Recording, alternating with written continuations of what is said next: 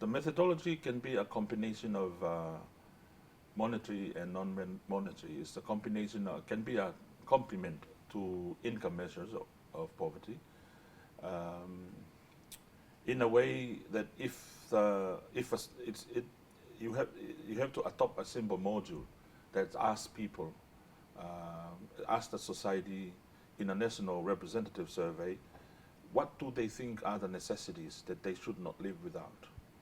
Now, normally poverty is conceptualized by experts. So, um, in this idea of multidimensional poverty and using consensual approach specifically, it allows people to talk about what are the um, kind of things that they should not live without. What are the necessities of life? It reference to the view of the society, not just the expert that comes and say this is what we mean by poverty. And that's a definitional aspect of the module that we are using, that will guide an operational or a measurement tool. Often poverty is like using information that has been collected in surveys, and they use it to figure out poverty because they lack of something. But there is no theory about it. Multidimensional poverty, in specifically consensual approach, you have a theory. You ask people what they think they should not live without. And based on that necessities, you have to look at them whether there's a consensus amongst people. And there are a lot of theories that underpin people in a society. They think towards a consensus of what they should not live without. For example, food. No one is universal that everyone should have food. So those are the necessities that people will come up with. And once you have that necessity, you insert it in a national representative survey. And the best survey that we recommend is HICE, Household Income and Expenditure Survey. And the reason for that is that because that survey collects income as well. So you have the income, and you have also the deprivation, which means it's the outcome of poverty that you're going to be measuring from the module, a very simple module. So you do a multivariate analysis, and you can get the best cutoff threshold for the poverty line. One of the problems with the poverty line is that it's arbitrary, meaning there's no justification mathematically or whatever that you should say that this poverty line is $1.9 there.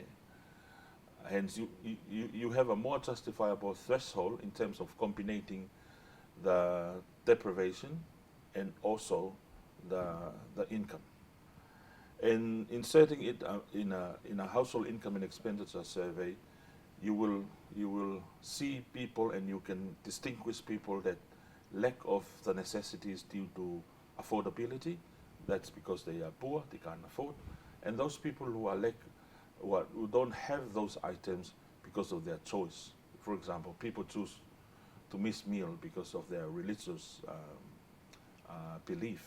So they are not constrained by any resources, or they are not afforded. So in that manner, this is how this approach is captured. It's a simple module. It has a democratic element, allowing public in general, they are representative survey, to say something about the kind of life they would like to be. And if the society changes, as I've said earlier, the items of selection will be robust enough, because the people will tell you what are the necessities. It's not the expert will decide for them or decide for the country or the society.